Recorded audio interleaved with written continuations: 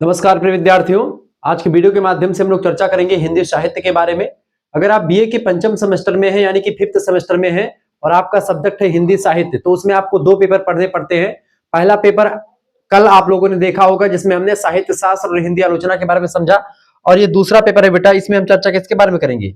इस दूसरे पेपर में हम चर्चा करेंगे हिंदी के राष्ट्रीय काव्य के बारे में, ठीक है। और इसमें सबसे ज्यादा महत्वपूर्ण आप लोग जो कमेंट कर रहे थे उसके अकॉर्डिंग मैं इस वीडियो को बनाने का प्रयास करूंगा। आपका कमेंट ये था, गुरुजी व्याख्या वाले प्रश्न कैसे किए जाएं और इसमें व्याख्या कैसे आएगी, इसको लेकर के तो मैं पूरा पेपर सॉल्व करवाऊंगा। एक यूनिवर्सिटी का पेपर हुआ किसी का, उसका पेपर मेरे पास आया और मैंने सोचा कि इस पेपर को अगर मैं सॉल्व करके बच्चों को बता दूंगा कि व्याख्या कैसे आती है और कौन कौन सी इंपॉर्टेंट व्याख्या है। वैसे इसमें जो पेपर है बहुत ही इंपॉर्टेंट पेपर है, दो पेपर मेरे पास अवेलेबल है, तो हो सकता है एक दो दिनों में मैं उस पेपर को भी सॉल्व करवा दूं, ठीक है। तो आपका ये 2-3 पेपर जब सॉल्व हो जाएगा तो आपका बढ़िया तरीके से आ जाएगा। कल आप लोगों ने साहित्य शास्त्र हिंदी आलोचना का पेपर देखा होगा, उसमें मैंने बहुत ही बारीकी के साथ चीजों को समझाया। राम मनोहर लोहिया विश्वविद्यालय, वीर बहादुर सिंह पूर्वांचल विश्वविद्यालय, महात्मा गांधी काशी विद्यापीठ, जनरल चंद्रशेखर बलिया विश्वविद्यालय, एमजे प्यारू बरेली रोहिलखंड मासा कुम्भरी सहारनपुर, ऐसे चौधरी चरण सिंह मेरठ विश्वविद्यालय, छत्रपति साहू महाराज कानपुर विश्वविद्यालय, बुंदेलखंड यूनिवर्सिटी झांसी, डॉक्टर भीमराव अम्बेडकर आगरा विश्वविद्यालय, और ऐसे तमाम प्रकार प्रोफेसर रज्जो भैया, ऐसे तमाम प्रकार के विश्वविद्यालयों के लिए लेक्चर बहुत ही महत्वपूर्ण होगा। आप सभी लोगों ने अगर अभी तक हमारे चैनल को सब्सक्राइब नहीं किया तो सब्सक्राइब कर लीजिएगा और शेयर कर दीजिएगा, क्योंकि इसी प्रकार से इन्फॉर्मेटिव वीडियो में लगातार देता रहता हूँ। हाय दोस्तों, मैं शिवम शुक्ला आप सभी दोस्तों का हार्दिक स्वागत करता हूं आपके अपने YouTube channel Shukla study point में, ठीक है। चलें अब चर्चा करते हैं। सबसे पहले मैं पेपर को दिखाऊंगा, व्याख्या वाले क्वेश्चंस को दिखाऊंगा। 2026, 27, 28 सभी के लिए यह लेक्चर बहुत ही ज्यादा महत्वपूर्ण होगा। आप इस वीडियो को देख करके जाएंगे तो आपका कॉन्फिडेंस लेवल बहुत ही हाई होगा। मैं बहुत ही बारीकी के साथ बताऊंगा बेटे, ठीक है। तो सबसे पहले पेपर को दिखाते हैं कि पेपर में क्वेश्चंस कौन कौन से पूछे गए थे। देखिए ये आपका बीए के 5th सेमेस्टर का पेपर है, एग्जामिनेशन 2025 यानी अभी का पेपर है। हिंदी लिटरेचर पेपर 2, हिंदी का राष्ट्रीय काव्य, ठीक है। अधिकतम 75 अंक का पूर्णांक है, 2 घंटे का समय मिला था आपको। अब इसमें 3 खंडों में पेपर बटा हुआ है, खंड आ बा सा। प्रत्येक खंड में दिए गए निर्देशों का पालन कीजिए। खंड आ बा और सा क्रमशः 9, 36 और 30 अंकों के हैं। अभ्यर्थी प्रश्नों के उत्तर क्रम के अनुसार लिखिए। यदि किसी प्रश्न के कई भाग हो तो उसका उत्तर एक ही तारतम्य में लिखा जाए। ये आपका जो है प्रश्न पत्र में पूछा गया था।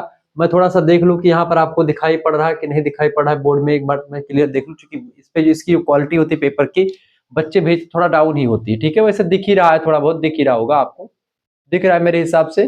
चलिए थोड़ा सा और क्लियर कर देता हूं। तो देखिए अति लघु उत्तरीय प्रश्नों की बात की, इसमें कौन कौन से क्वेश्चन पूछे गए देखेंगे। अति लघु उत्तरीय इसमें कुल 5 उप प्रश्न है, मतलब एक प्रश्न है उसके कुल 5 प्रश्न है, उनमें से 3 प्रश्न आपको करने हैं, 2 प्रश्न आपको छोड़ देने हैं। लेकिन मैं 5 प्रश्नों के उत्तर आपको बताऊंगा।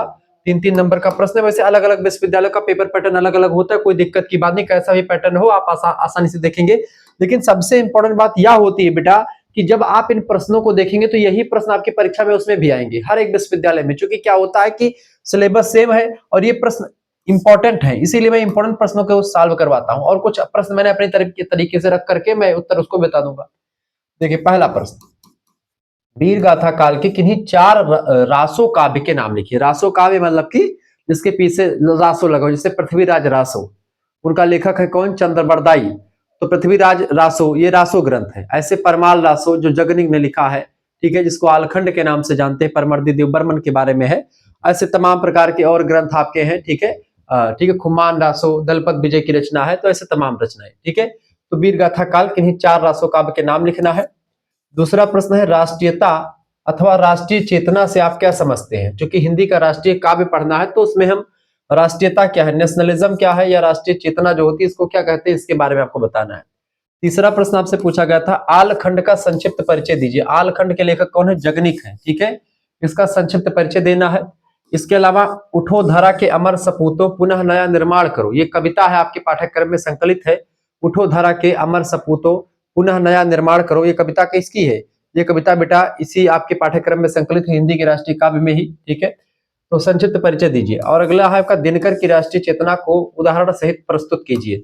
तो ये सब आपको बताना। तो ये 5 क्वेश्चन आपके हो गए, इन 5 प्रश्न के उत्तर आपको देने हैं, मैं आपको बताऊंगा। खंड बा की बात कीजिए, लघु उत्तरीय प्रश्न आएंगे। कुल 7 उप प्रश्न है, जिनमें से आपको 4 प्रश्नों के उत्तर देने हैं। सभी प्रश्न 9 अंक के हैं। देखिए यहाँ पर आपको व्याख्या से लेकर के क्वेश्चन आपका आ चुका है। प्रश्न देखेंगे, निम्नलिखित पद्यांश में से किन्हीं 3 की ससंदर्भ व्याख्या लिखिए। 4-5 दिए होंगे, किन्हीं 3 की आपको व्याख्या लिखनी है। मैं आपको बारीकी के साथ समझाने वाला हूं कि कौन कौन सी व्याख्या आपको करनी है, किस तरीके से आपको लिखना है, ठीक है। बेटर अंदाज में हम लोग चर्चा करने का प्रयास करेंगे, तो कोई दिक्कत नहीं है, आप परेशान बिल्कुल भी मत होइएगा। ठीक है, मैं आपके साथ बिल्कुल खड़ा हुआ हूँ और आपको मैं पूरी व्याख्या बताने वाला हूँ आज की वीडियो के माध्यम से, ताकि आपको कहीं पर भटकना ना पड़े, ना कहीं पर आपको जाना पड़े। ठीक है, सब कुछ आपको समझाने का मैं प्रयास करूंगा। हिंदी का राष्ट्रीय काव्य में एक कविता आ चुकी है आपकी, नाथ नाथ नवाबों पितु अपने को, जो नित मेरी करे सहाय, करो तरंग यहाँ सो पूर्ण, पूर्ण ब्रह्म राम को ध्यान, आगे फौजे दोनों सजिहें, और मची है घोर स्वर घमासान, जोगा भोगा के मोर्चा पर लड़ी है खूब वीर मलखान। ठीक है, कहा है भैया, ये आपका अगर देखा जाए तो ये पुस्तक आवत थी हिंदी के राष्ट्रीय काव्य, यमन पहले रचना है चंद्रबरदाई के, वही से संकलित है नैनागढ़ के लड़ाई। ठीक है, नैनागढ़ के लड़ाई, ठीक है, वही से संकलित है ये भैया। ठीक है, कि जोगा भोगा के मोर्चा पर लड़ी है वीर, ठीक है, मीर मलखान, ये आपका है।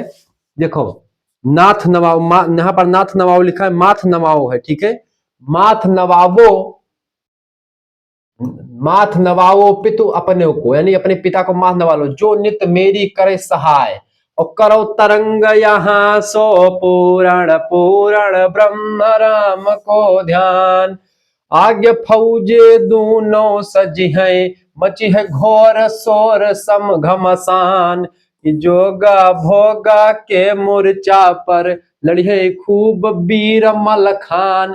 मलखान इतना वीर रहा, इतना पैरुखी रहा भैया, कि जब आवा दिल्ली में पृथ्वीराज चौहान के यहाँ बारात लेके गए, ठीक है, अब जब वहां पर जाते हैं तब कहागा भैया कि अब मलखान के नंबर आवा, हुआ का रहा कि कहा जाता रहा कि अरे दांत उखाड़ भवरा नल कई, ते दिल्ली में करे दुआरक चार, यानी दांत, एक भवरा नल नाम का हाथी हुआ करता था, उसका दांत जो व्यक्ति उखाड़ता था, वह एक प्रकार से वही दांत उखाड़ता था, तब जाकर दिल्ली में द्वार पूजा होती थी, ऐसी मान्यता थी दिल्ली में। दिल्ली में बारात लेके गए रहे ये सब पृथ्वीराज चौहान के यहाँ। ठीक है, आल्हा उदल ये सब रहे। ठीक है, आल्हा उदल जो है वीर योद्धा रहे। ठीक है, तो वही समय के नैनागढ़ की लड़ाई हुई थी, तो वही मई है, आप देखो नैनागढ़ की लड़ाई, और नैनागढ़ के राजा का नाम रहा नेपाली सिंह। नेपाली सिंह के पुत्री है सुनमा। ठीक है, सुनमा, उनका ब्याह कैसे भरा? आल्हा से। महोबा के राजा थे परमाल। नेपाली सिंह और आल्हा के बीच नैनागढ़ की लड़ाई हुई थी। जोगा और भोगा जो थे नेपाली, जोगा भोगा विजय और सुनमा, ये तीन चार जो है बच्चे थे नेपाली सिंह के। आल्हा के बीच नैनागढ़ की लड़ाई हुई थी, किसके? नेपाली सिंह नैनागढ़ के थे, और उनके जो है आल्हा उदल के बीच में। ठीक है, तो यहाँ पर 5 सुमेरिनी अंश है और आपका अंतिम 5 अंश है। लिखा है पूरा, अगर पढ़े आपका कि अरे बजय नगाड़ा नैनागढ़ में सबिया फौज होए तैयार, अरे भोर भोर हो फह फाटत खन, मारो मोहबे के सरदार, इतना कही कई दूनो चलिए अपने महल पहुंचे जाए, सेना छुटगा दिन नायक सो, झंडा गड़ा निशा को आए, अरे तारा गम सब चमकन लागे, संतन धुनी दिन पर चाय, परे आलसी निज निज खटिया, घो घो कंठ रहे थर्राए, कि माथ नवावो पित अपनों को, नाथ नवावो पित अपनों को, जो नित मेरी कर सहाय, करो तरंग यहाँ सो पूरण, पूर्ण ब्रह्म राम को ध्यान, और आगे फौजई दोनों सज गए, मचे घोर शोर घमसान, जोगा भोगा के मोर्चा पर लड़ी खूब वीर मलखान। आल्हा हुए भैया, आल्हा हमारे पापा बहुत बढ़िया, पिताजी इतना जबरदस्त आल्हा गावत हैं, कहियो मिलवेबे अगर जो है किसी दिन, तो ये भैया वही नैनागढ़ के लड़ाई के जो लास्ट वाला है आपके, जो पढ़ के सुनान, अंतिम 5 अंश जो है, पहला सुमिरनी हुआ थे, कौनो रचना करे से पहले सुमिरनी कही जाती है। सुमिरनी जैसे कि रामचरितमानसव लिखागा तो मन पहले सुमिरनी लिखी गई, कैसे कि वर्ण नाम अर्थ संघा नाम रसा नाम छंदसामपि, मंगला नाम च कर्तारो, बंदे बाणी विनय को, भगवान शंकर को, माता पार्वती को, माता सरस्वती को और भगवान गणेश को, उनको प्रणाम करके वंदे वाणी विनय को, फिर भवानी शंकर वंदे श्रद्धा विश्वास रूपिणौ, याभ्याम बिना न पश्यन्ति ही सिद्धा स्वांतः अस्थमीश्वरम, फिर उसके बाद में चीजें बताई जाती। तो सुमिरनी होती है। इसमें इसके क्या है कि गया न कीन्ही जिन कल जुगमा, कासिम घोड़ दान नहीं दीन, और जनमत बैरी जिन मारा नम, नाम नाहक जन्म जगत में लीन, मतलब कि जो है बताएगा कि किस तरीके से पूरा सुमेरनियन से है। तो ये चीजें जो है आपके पाठ्यक्रम में संकलित है बाबू, जगनिक ने इसको लिखा है। मैं पूरा विस्तार से भी व्याख्या चर्चा करूंगा तो आपको और क्लियर हो जाएगा। अभी बस समझो कि क्या क्या है, ठीक है। दूसरा है आपके, चाह नहीं मैं सुरबाला के गहनों में गूथा जाऊं, अरे कि चाह नहीं मैं सुरबाला के गहनों में गूथा जाऊं, चाह नहीं प्रेमी कि चाह नहीं प्रेमी माला में बिंद में प्यारी को ललचाऊं, कि चाह नहीं सम्राटों के सौ पर हे हरि डाला जाऊं, और चाह नहीं देवों के सिर पर चढ़ूं भाग पर इठलाऊं। पुष्प की अभिलाषा कविता माखनलाल चतुर्वेदी की है, वहीं से उद्धृत है। इसके बाद में तो ये पुष्प की अभिलाषा नहीं, पुष्प ये नहीं चाहता है, कहता कि मुझे नहीं पता कि मैं प्रेमी माला में बिंद के मैं जयमाल में सज के जाइयो, वो मन डारा जय दुल्हा दुल्हन हाथ से पकड़ के कहा मैं डारे। हम यह नहीं चाहत कि देवों के सर पर हम डाला जाए, हम यह नहीं चाहत कि हम जो है प्रेमी माला में बंध जाई, ठीक है, हम सम्राटे के सौ पर डाला जाऊं, मुझे ये भी नहीं। तो फिर चाह क्या है? तो माखनलाल चतुर्वेदी जी बड़ा अच्छा जवाब देते। क्या कहा थे माखनलाल चतुर्वेदी जी कि पुष्प ये चाहता है कि मुझे तोड़ लेना ओ बनमाली, उस पथ पर तुम देना फेंक, मातृभूमि पर शीश चढ़ाने जिस पथ जाए वीर अनेक। यानी कि जिस पथ पर, जिस रास्ते पर मातृभूमि के लिए न्यौछावर करने वाले जो शीश हैं, जो बलिदानी लोग हैं, जो हमारे जो क्रांतिकारी लोग हैं, जिन्होंने अपने कुर्बान कर दिया, जो चढ़ गए पुण्य वेदी पर लिए बिना गर्दन का मोल, कलम आज उनकी जय बोल, और कलम आज उनकी जय बोलती है। जरा अस्थियां बारी बारी छिटकाई जिसने चिढ़ चिनगारी, जो चढ़ गए पुण्य वेदी पर लिए बिना गर्दन का मोल, कलम आज उनकी जय बोल। वही लोगों के लिए पुष्प चाहता है कि मैं उनके पैरों की धूली के नीचे समेटता चला जाऊं। पुष्प की वो अभिलाषा है। माखनलाल चतुर्वेदी ने लिखा, चर्चा करेंगे, इसकी पूरी व्याख्या करूंगा। अगला है आपका, अगली कविता आपकी व्याख्या करने के लिए, अरुण यह मधुमय देश हमारा। कार्दोनिया नाम की एक पात्र है, वो गाती है इस गीत को, ठीक है। क्या कहती है कि ये जयशंकर प्रसाद के नाटक से उद्धृत है, ये बात ध्यान रखेंगे। क्या गाती है कि अरुण यह मधुमय देश हमारा, जहां पहुंचे अन जान क्षितिज को, जहां पहुंचे अन जान क्षितिज को मिलता एक सहारा, अरुण यहाँ मधुमय देश हमारा। भारत देश के लिए गाया जा रहा है। क्या है आगे? इस सरल ताम रस गरम बिमा पर, सरल ताम रस गरम बिमा पर, नाच रही तरु शिखा मनोहर, छिटका जीवन हरियाली पर, मंगल कुमकुम सारा, अरुण यह मधुमय देश हमारा, अरुण यह मधुमय देश हमारा। जयशंकर प्रसाद के नाटकों में आपको यत्र तत्र ऐसे गीत आपको मिल जाएंगे। कार्दोनिया नाम की विदेशी पात्रा है, सेलुकस निकेटर के यहां से आती है, वो गाती है इस पात्र को। मैं पूरी विस्तार से भी व्याख्या करूंगा, समझूंगा। अब आगे देखिए अगली व्याख्या, कभी कुछ ऐसी तान सुनाओ जिससे उथल पुथल मच जाए। क्या मच जाए? उथल पुथल के रचना हुए, बड़ी जबरदस्त रचना है। कभी कुछ ऐसी तान सुनाओ जिससे उथल पुथल मच जाए, कोटि कोटि, ठीक है, ये बालकृष्ण शर्मा नवीन की रचना है, ठीक है, वहीं से ली गई।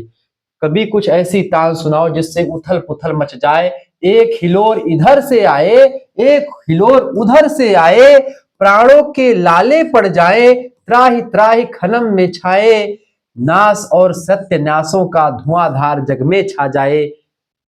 कभी कुछ ऐसी तान सुनाओ जिससे उथल पुथल मच जाए। बड़ी जबरदस्त, मजा आने वाला है आज की वीडियो के माध्यम से महोदय। आगे देखते हैं अगला प्रश्न। अगला है आपका कि डाल डाल पर बैठ बेहक कुछ नए स्वरों में गाते हैं, गुन गुन गुन गुन करते भौरे मस्त हुए मंडराते हैं, नवयुग की नूतन बीड़ा में नया राग नवगान भरो, उठो धरा के अमर सपूतो पुनः नया निर्माण करो। ये कविता है बेटा किसकी? ये कविता है उठो धरा के अमर सपूतो पुनः नया निर्माण करो। ये कविता मेरे हिसाब से जहां तक जागो फिर एक बार कविता है, ठीक है, जागो फिर एक बार कविता सूर्यकांत त्रिपाठी निराला की है, नया राग या फिर बादल किसकी है ये, बेसिकली होगी जी, अभी मैं चर्चा करूंगा इसके बारे में। उठो धरा के अमर सपूतो, हाँ द्वारिका प्रसाद माहेश्वरी जी की रचना होगी, अभी मैं चर्चा करूंगा पूरा। आगे देखते हैं। कविता है आपकी वीर तुम बढ़े चलो, एक कविता है, किसकी है और कविता का सारांश अपने शब्दों में लिखिए। तो वीर तुम बढ़े चलो, धीर तुम बढ़े चलो, सामने पहाड़ हो सिंह की दहाड़ हो, तुम रुको नहीं। ठीक है, ये कविता जो है आपकी किसकी है बेटा, फटाफट से आप बताने का प्रयास करेंगे, बताएं ये कविता किसकी है, कौन बताएगा, बताइए भैया। वीर तुम बढ़े चलो, धीर तुम बढ़े चलो, बिल्कुल द्वारिका प्रसाद माहेश्वरी जी की ही कविता है।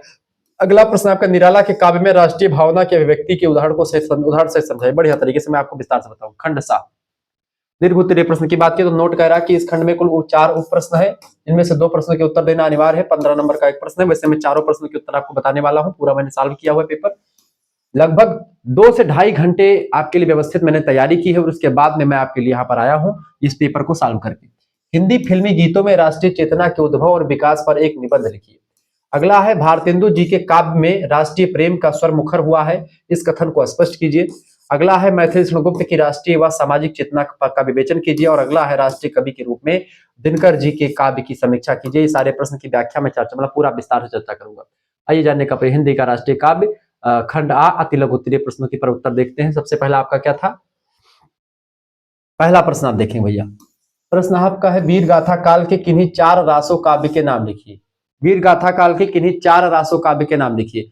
कुछ बच्चे ऐसे हैं जो पहले में वीडियो में देख लेते थोड़ा छोटा सा और भाग जाते, सोचते हैं कि गुरुजी केवल प्रश्न में बता रहे हैं।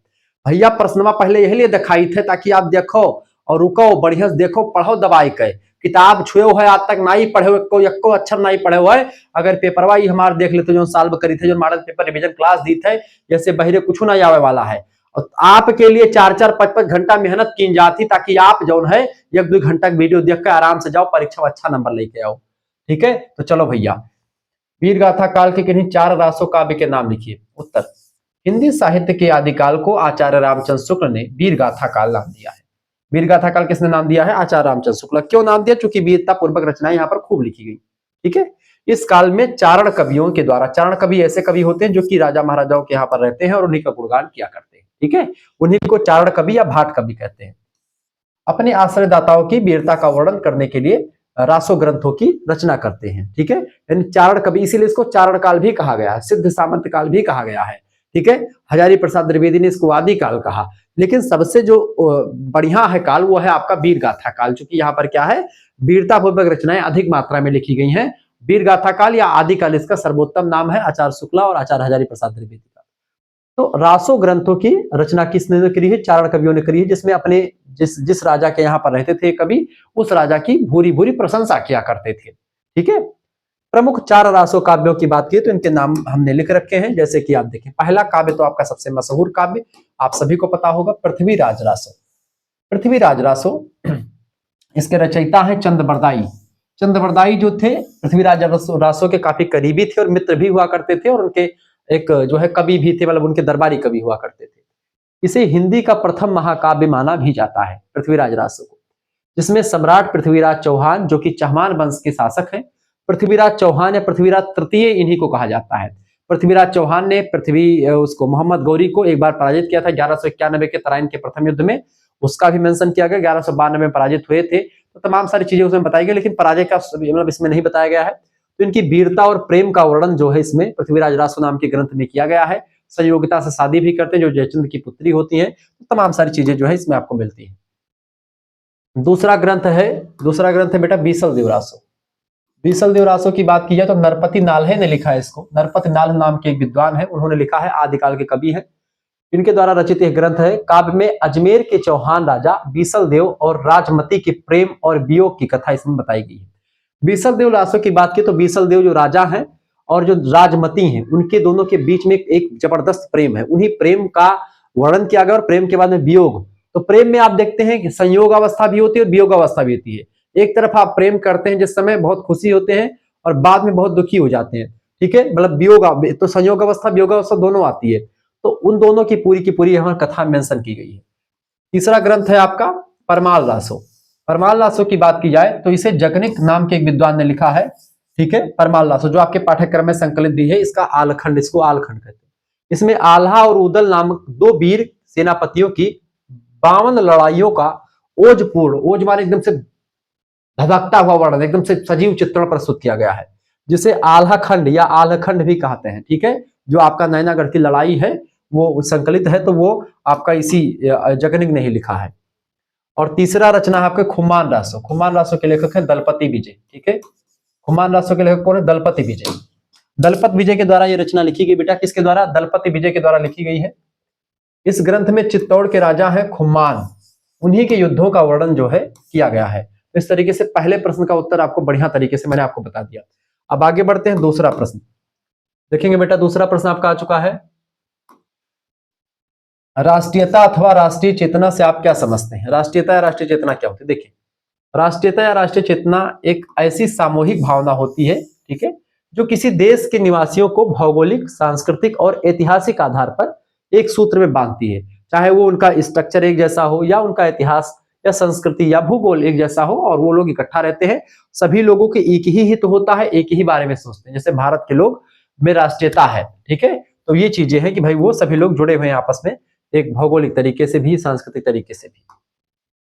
इसका अर्थ केवल अपने देश की सीमाओं से प्रेम करना नहीं, बल्कि देश की संस्कृति से प्रेम करना, देश के गौरव, भाषा और परंपराओं के प्रति गर्व की अनुभूति भी करना होता है।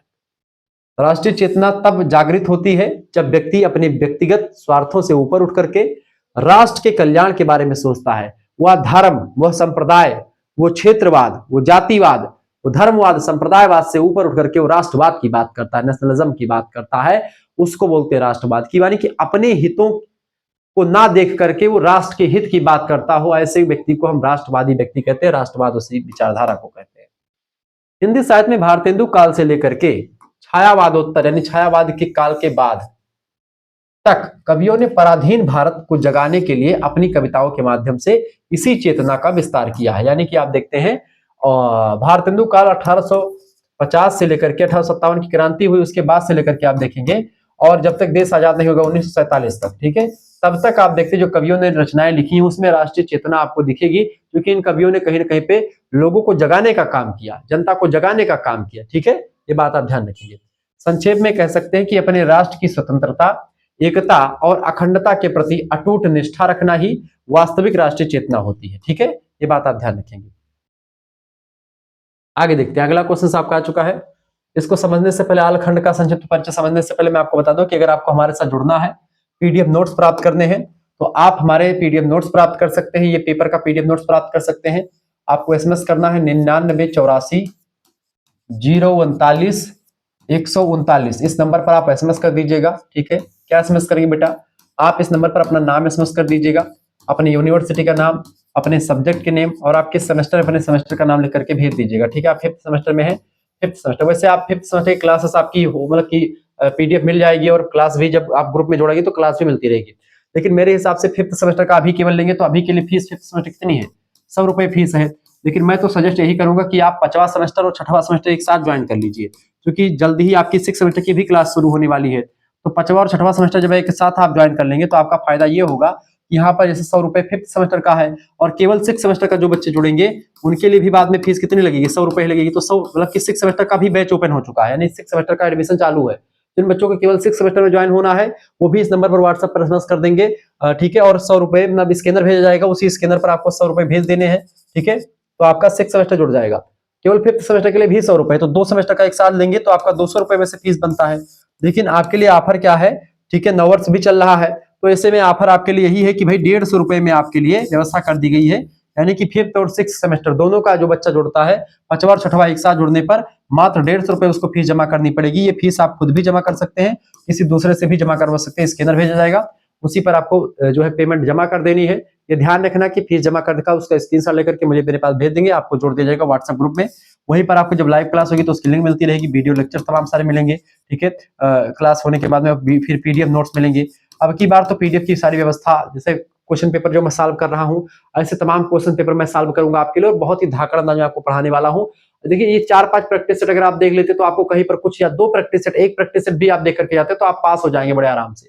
ठीक है, तो ऐसे ही मैं आपके लिए व्यवस्था करता रहूंगा। और आपको बता दूं कि सभी सब्जेक्ट का यहाँ पर मिलेगा। जैसे 2 आपके मेजर सब्जेक्ट है, एक सब्जेक्ट का 2 पेपर होता है, तो दोनों आपका 4 पेपर ये, और प्लस में को करिकुलर यानी analytic ability and digital awareness का भी आपको जो है previous year question paper solve वाला, और आपके मॉडल पेपर सब कुछ आपको मिलेंगे मात्र इसी जो है 150 में। 5th सेमेस्टर का भी और 6th सेमेस्टर में आपको क्या पढ़ना पड़ेगा को करिकुलर में, उसमें पढ़ना पड़ेगा communication skill and personality development. तो उसका भी तमाम प्रकार, कम से कम आपका 10 प्रैक्टिस सेट उसको साल फार्म में आपको मिल जाएगा। तो कहीं पर आपको भटकने की कोई जरूरत नहीं होगी, सब कुछ आपको मिलेगा। 9984 039 139 पर आप तुरंत एसएमएस करें, तुरंत जुड़ जाए हमारे साथ।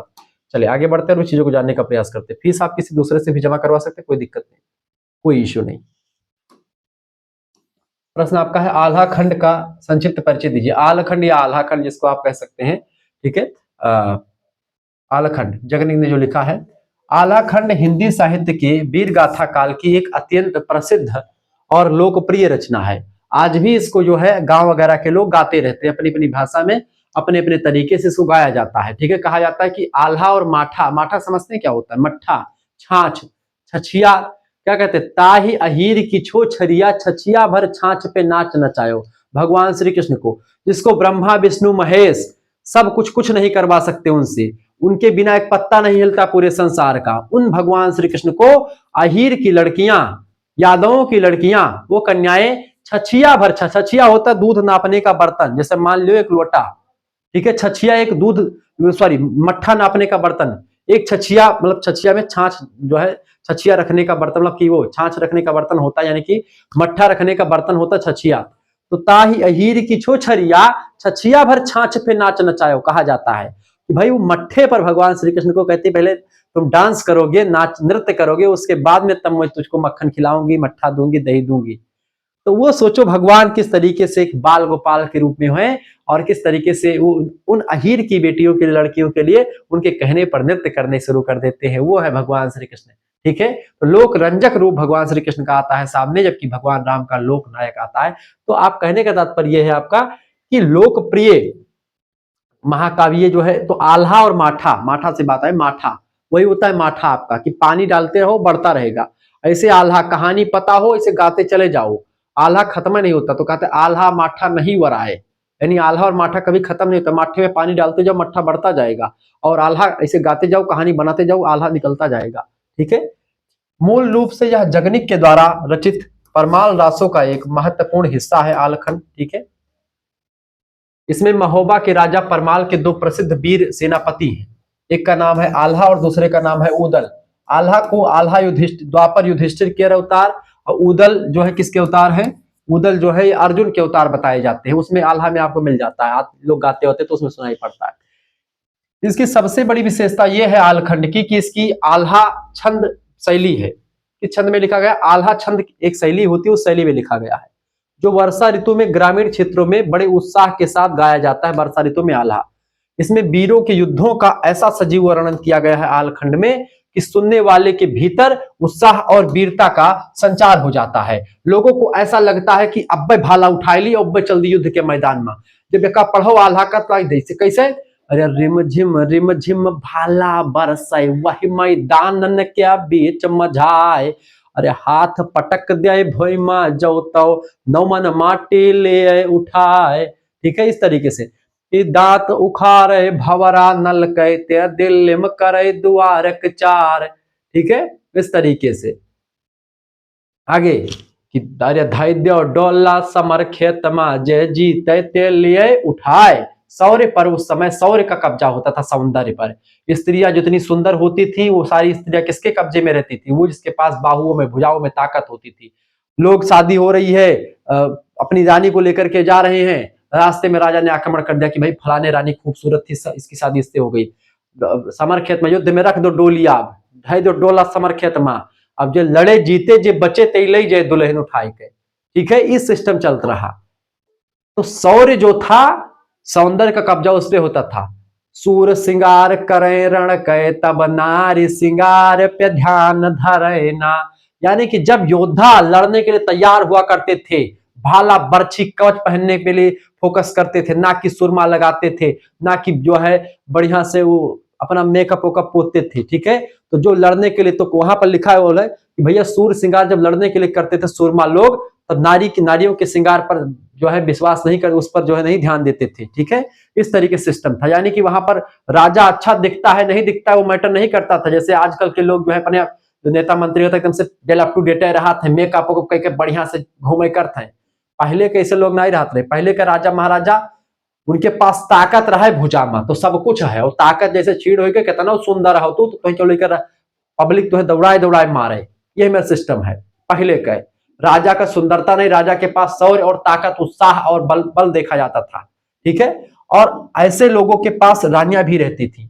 आगे इसमें कहा गया है क्या, उधर कर क्या लिखा है, अरे कि 12 बरस ले कुकर जीवे और 13 ले जीवे सियार, बरस 18 छत्री जीवे आगे जीवन को धिक्कार।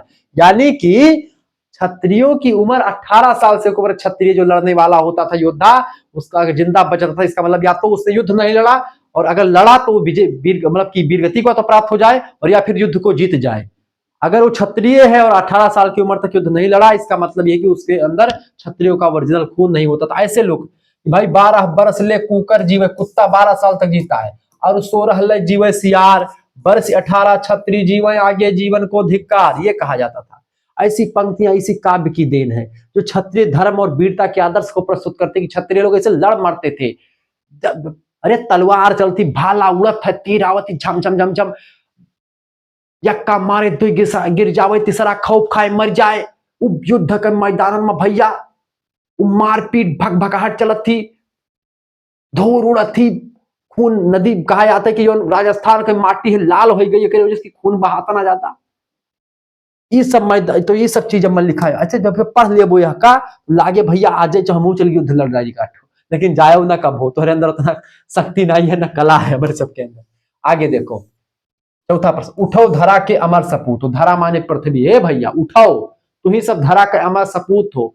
कि कवि आवाहन करता है अपने सपूतों का, अपने युवाओं का, कि उठो धरा के अमर सपूतों, पुनः नया निर्माण करो। किस कवि की पंक्तियां हैं, संक्षिप्त में बताएं। उठो धरा के अमर सपूतों सुप्रसिद्ध कवि द्वारिका प्रसाद माहेश्वरी की एक कालजयी और प्रेरणादायी रचना है। कालजयी माने का होता है, कालजयी, काल माने समय, जयी माने काल को चीर देने वाली। समय में कोनो मोहताज रचना ही है, आजो ही रचना उतने फेमस ही जितना पहले लिखी गई रही तो फेमस रही। यही रचना का यानी कई काल में हर जगह पर हर समय वो रचना प्रासंगिक हुए, हर जगह रचना पसंद की जात हुए, वही का कहा जाता है कालजयी रचना। तो कालजयी और प्रेरणादायक यानी मोटिवेशनल रचना है कौन ही, उठो धरा के अमर सपूतों। यह कविता स्वाधीनता प्राप्ति के बाद देश के युवाओं में नव निर्माण का उत्साह भरने के उद्देश्य से लिखी गई। कि भाई स्वतंत्रता तो मिल गई, लेकिन स्वतंत्रता के बाद जो शिथिलता है हमारे युवाओं में, उस शिथिलता को खत्म करने के लिए लिखी गई थी रचना। द्वारिका प्रसाद माहेश्वरी का जन्म 1 दिसंबर 1916 को आगरा के रोहता गांव में हुआ था। उन्हें बच्चों का कवि भी कहा जाता है, ठीक है, क्योंकि उन्होंने बाल साहित्य पर विशेष काम किया है। उनकी रचनाओं में सरलता है, स्पष्टता है और देशभक्ति कूट कूट कर भरी हुई है। इनकी रचनाओं को अगर आप पढ़ेंगे तो लगेगा कि हाँ भाई देशभक्ति जो है सबसे अमूल्य चीज होती है। इस कविता में वे देश के बालकों और युवाओं को अमर सपूत कहते हैं। अमर माने होता जो कभी नहीं मरता है, ऐसे सपूत, अमर सपूत। सपूत माने पूत, देखिए पूत 2 प्रकार के होते, एक होता है कपूत, एक होता है सपूत। कपूत माने एकदम से नालायक गधा लड़का, वो कपूत कहत है। सपूत वो हुए जो उनकी बढ़िया से बाप महतारी कहा सुना माने, ठीक है।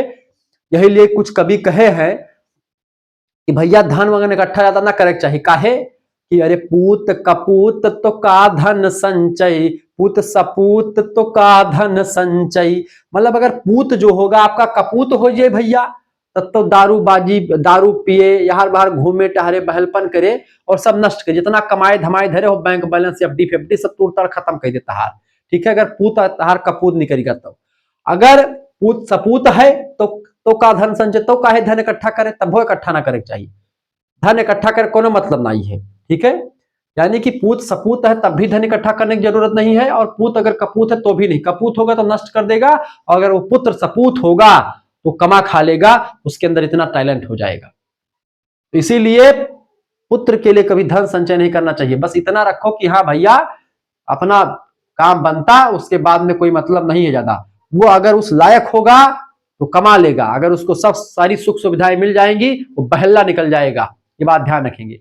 या तो भैया संदिग्धता में हमेशा उसको रखोगे तब अच्छा रहेगा। आजकल का युग जमाना बहुत बदल रहा है, तो यही उठो। तो यहाँ पर सपूत कह रहा है हमारे बालकों को, युवाओं को। द्वारिका प्रसाद माहेश्वरी यानी कवि यहाँ पर सपूत कह के उठो धरा के अमर सपूत, उठो पुनः नया निर्माण करो, क्यों लेटे हो? और उन्हें पुराने बंधनों को तोड़कर नए युग का निर्माण करने और ज्ञान का दीपक जलाने का आवाहन करते हैं द्वारिका प्रसाद माहेश्वरी जी।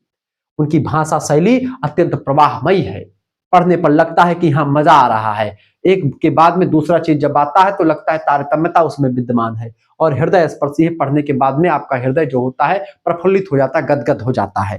ठीक है, यह बात आप ध्यान रखेंगे। वीडियो को लाइक कर दीजिएगा, चैनल पर अगर नए हैं तो प्लीज चैनल को सब्सक्राइब कर दीजिएगा, क्योंकि इसी प्रकार से इन्फॉर्मेटिव वीडियो मैं लगातार अपलोड रहता हूँ। मजा आवत है भैया कि ना आवत, एक चक्कर बताए दो, दिल खोल के बताए दो, लाइक कई दिन करो यार, अतना मेहनत करित है अगर तो समझो कि हाँ गुरु जी अगर मेहनतिया करत है तो थोड़े गुरु जी के कष्ट समझी, और लाइक वाइक करबो तब भाई तो आगे बढ़ा। ठीक है, चलो अगर ये पे बहुत बढ़िया से व्यूज हो जाएगा, यह वीडियो कई पेपर और सॉल्व करवाए दे जल्दी। दिनकर की राष्ट्रीय चेतना को उदाहरण सहित सब प्रस्तुत कीजिए। देखिए रामधारी सिंह दिनकर इनका पूरा नाम है, दिनकर उपनाम है, रामधारी सिंह इनका नाम था। हिंदी साहित्य में राष्ट्र कवि और अनल के कवि यानी आग का कवि, अनल माने होता है आग, आग का कवि कहा जाता है, ओज का कवि कहा जाता है। उनकी कविताओं में राष्ट्रीय चेतना अपने प्रखरतम रूप में दिखाई देती है। दिनकर ने अपनी लेखनी में दबे कुचले भारतीयों के भीतर क्रांति की मशाल जला दी है। आपको बता दूं कि ये कहीं ना कहीं मार्क्सवादी, मतलब कि ये जो दबा जिनका वो किया गया था, क्या नाम है, शोषण करा जा रहा है, उनके उनके साथ में रहते थे रामधारी सिंह दिनकर। ठीक है, उनकी रचना हुंकार, हुंकार भरने वाली रचना है, नाम ही ऐसा नहीं है, उसमें है हुंकार वाली बातें। कुरुक्षेत्र रण वाला इसके सर्वश्रेष्ठ उदाहरण है। उन्होंने सत्ता के अहंकार को चुनौती देते हुए लिखा, सत्ता के अहंकार को, भाई जो शासन सत्ता में है। सदियों की ठंडी बुझी राख सुगबुगा उठी, मिट्टी सोने का ताज पहन इठलाती है, दो राह समय के रथ, दो राह समय के रथ का घर घर नाथ सुनो, सिंहासन खाली करो कि जनता आती है। सिंहासन खाली करो कि जनता आती, जनता भाई हम भारत के लोग भारत को एक संपूर्ण प्रभुत्व संपन्न पंथ निरपेक्ष समाजवादी गणतंत्र बनाने के लिए न्याय और स्वतंत्रता की बात करते हैं। भारतीय संविधान preamble of India, Indian constitution यही कहता है कि ये देश भारतीयों का है, ये देश किसी एक का नहीं है, ये देश में सभी की खून पसीने की मिली हुई है रोटी। हमारे पूर्वजों ने, हमारे लोगों ने हमको यह देश किसी एक की जो है बपौती के रूप में नहीं दिया है। इस देश पर जितना अधिकार एक बहुत बड़े धनवान का है, उतना ही अधिकार एक बहुत निचले स्तर का तबका का गरीब व्यक्ति, उसका भी उतना ही अधिकार है। तो रामधारी सिंह दिनकर उस गरीब तबके को उठाने का प्रयास करते हैं, उसके साथ खड़े हैं, सत्ता का विरोध भी करते, सत्ता अगर कुछ गलत करते सत्ता के खिलाफ खड़े हो जाते डट करके। ऐसे विद्वान आदमी, ऐसे कवि हैं, हुंकार करते हैं। तो कहते हैं कि सिंहासन खाली करो कि जनता आती है, सदियों की ठंडी बुझी राख सुगबुगा उठी, मिट्टी सोने का ताज पहन इठलाती है, दो राह समय के रथ का घर घर नाच सुनो, सिंहासन खाली करो कि जनता आती है। यह है रामधारी सिंह दिनकर। इन पंक्तियों के माध्यम से दिनकर ने जनतंत्र की शक्ति और जनता के अधिकारों की बात करी। उन्होंने केवल अतीत का गान नहीं किया, बल्कि वर्तमान की समस्याओं और शोषण के विरुद्ध आवाज उठा करके देश प्रेम को एक नई दिशा प्रदान करी। वो थे रामधारी सिंह दिनकर जी। खंडबा की बात की, पद्यांशों की संदर्भ व्याख्या करते हैं। चले, तो पहला आपका था परमाल लासो आलखंड की व्याख्या, जो आपके पाठ्यक्रम में संकलित है। ये क्या था, नाथ नवाबो, नाथ या माथ, यहां पर माथ का मेरे हिसाब से माथ होगा, ठीक है, कि माथ नवाओ पितु अपने को, और जो नित मेरी करे सहाय, और करो तरंग यहां सो पूर्ण ब्रह्म राम को ध्यान, आगे फौजे दोनों सजगे मचे घोर शोर समस घमासान, जोगा भोगा के मोर्चा पर लड़ी है खूब वीर मलखान। ठीक है, संदर्भ का है भैया, यह संदर्भ यह है कि प्रस्तुत पंक्तियां ओजपूर्ण पंक्तियां हैं, वीर गाथा काल के प्रसिद्ध जग प्रसिद्ध कवि जगनिक के द्वारा लिखी गई हैं। परमाल रासो नाम का महाकाव्य है, उसमें जो आल्ह खंड है उसी से उद्धृत है। प्रसंग यह है कि इन पंक्तियों में महोबा के महान योद्धा वीर मलखान की वीरता और युद्ध भूमि के भयानक दृश्य का सजीव चित्रण यहाँ पर इन पंक्तियों के माध्यम से किया गया है।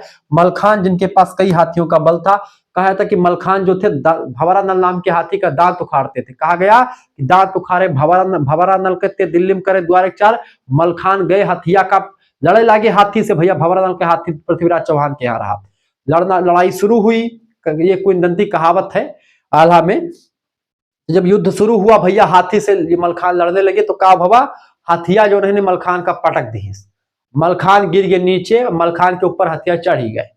मलखान इतना इतना जो है उनका शरीर टाइट है कि तब उदल तब तक अपन तलवार लेके भन से कूदा, चाहे मैदान में आए जुड़ते भर से, तब तक मलखान ऐसे आता दिखा इसके उदल रुको यार, रुको 2 मिनट रुकबो तब। कहीं का बा भैया, कहीं अरे रुको, कहीं काले डालते हथिया आपका पे मार डाले, कहीं ना कुछ न कह पाए, कहीं काहे, कहीं जा अरे पुरनका युद्धवा लड़न रहा वह, जब लड़ा गा रहा, बड़ा लंबा युद्ध चला रहा, वह थका हुआ है, दूरे नहीं भय रही, वह थका उतारी थे भैया, टेंशन ना लियो, हाथी वाथी 2 मिनट लागे इन्हें पटका तब पाए, बस थोड़े दिन में ज्वाइन गोड़ हाथ, जो कहते मतलब कि उस पर मतलब पैरवा रखा था हाथी ने कि उसकी थका दूर हो रही थी मलखान की, इतना बलशाली व्यक्ति। थका दूर हो गई, मलखान उठा, कूद के चढ़ा, हाथ दांत उखाड़ दे भंवरा नल का। एक खंभा उखाड़ने के लिए कहा गया, जो जितना ज्यादा ऊपर था उसका 22 फुट 22 हाथ ऊपर था, 44 हाथ गहरा नीचे गड़ा हुआ था गड्ढा, वो इतना खंभा, उसको उखाड़ने के लिए कहा गया, उसको भी उखाड़ दिया उसने, लेकिन बेहोश होगा उखाड़े बदिया में। उसपे कुछ माता जी का कुछ उस पे मतलब वो था कि उसको उखाड़ने पर व्यक्ति जो है मर जाता है बेहोश, तो उसको भी उखाड़ दिया था। व्याख्या लिखेंगे तो मलखान बहुत प्रयोगी रहा, बहुत वीर रहा। मलखान जो है भीम का अवतार रहा, द्वापर भीम के अवतार मलखा। कवि वर्णन करते हैं कि युद्ध का मैदान सज चुका है, वीर मलखान अपने आराध्य और उन शक्तियों को याद करते हैं जिन्होंने सदैव उनका साथ दिया है। वे पूर्ण ब्रह्म राम का ध्यान करके युद्ध में उतरते हैं। ठीक है, क्या होता है उसमें, क्या कहा गया है उसमें, आप देखते हैं पहले पढ़े हैं तो उसमें क्या कहा गया है, भाई माथ नमाओ पितु अपने को, अपने पिता को माथ नवा लो, जो नित्य मेरी करे, जो हमेशा हमारी सहाय करते हैं। करो तरंग यहाँ को सो पूर्ण पूर्ण ब्रह्म को राम, वो पूर्ण ब्रह्म की बात करते हैं, पूर्ण ब्रह्म उस राम की बात करते हैं। तो रणभूमि दोनों ओर से सेनाएं पूरी तरीके से साजो सज्जा सज चुकी, डटी हुई हैं। ठीक है, कहा कि आगे फौजे दोनों सज गए, मची है घोर शोर घमासान, यानी चारों ओर शस्त्रों की झंकार और योद्धाओं की गर्जना से घोर घमासान मचा हुआ है, शोर मचा हुआ है। मलखान अपनी वीरता के लिए प्रसिद्ध थे, और कभी कहते हैं कि इस मोर्चे पर, जोगा भोगा के मोर्चा पर जो है मलखान ऐसी वीरता से लड़ेंगे जिससे युगों तक याद रखा जाएगा। यहाँ वीर रस का प्रयोग हुआ है और भाषा बनाफरी है जो श्रोताओं में जोश भर देती है, ऐसी भाषा का प्रयोग यहाँ पर इन्होंने किया जगनी ने।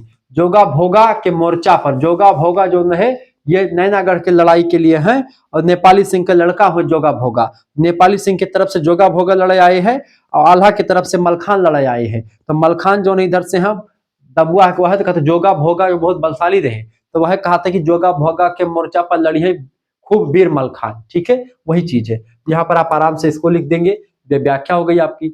अगली पंक्ति आपकी पुष्प की अभिलाषा से, तो यहाँ पर वैसे समझ लीजिए, इसको मैं वैसे समझा दे रहा हूँ आपको। चाह नहीं मैं सुरबाला के गहनों में गूथा जाऊं, चाह नहीं प्रेमी माला में बिंद प्यारी को ललचाऊं, चाह नहीं सम्राटों के सौ पर हे हरि डाला जाऊं, चाह नहीं देवों के सिर पर चढ़ो भाग पर इठलाऊं, तो मुझे तोड़ देना वो बनमाली उस पथ पर तुम देना फेंक। पूरी कविता में यहाँ पर लिख दी है, और मातृभूमि पर शीश चढ़ाने जिस पर जाए वीर अनेक, ये पूरी कविता है। संदर्भ है कि यह पद्यांश राष्ट्रकवि माखनलाल चतुर्वेदी के द्वारा रचित उनकी अमर कृति पुष्प की अभिलाषा नाम की एक रचना उससे लिया गया है, ये बात आप ध्यान रखेंगे। ठीक है, प्रसंग यह है कि कवि ने एक पुष्प के माध्यम से यह संदेश दिया है कि राष्ट्र की रक्षा हेतु सर्वस्व त्याग करने वालों का स्थान सबसे ऊंचा होता है, चाहे वो देव हो, चाहे वो एक प्रकार से कोई प्रेमी युगल हो, चाहे वो सम्राट हो, कोई हो, सबसे ऊंचा वही व्यक्ति होता है जिन्होंने अपने प्राणों की आहुति दे दी अपने देश के लिए, अपने सम्मान के लिए, अपनी संस्कृति को बचाने के लिए।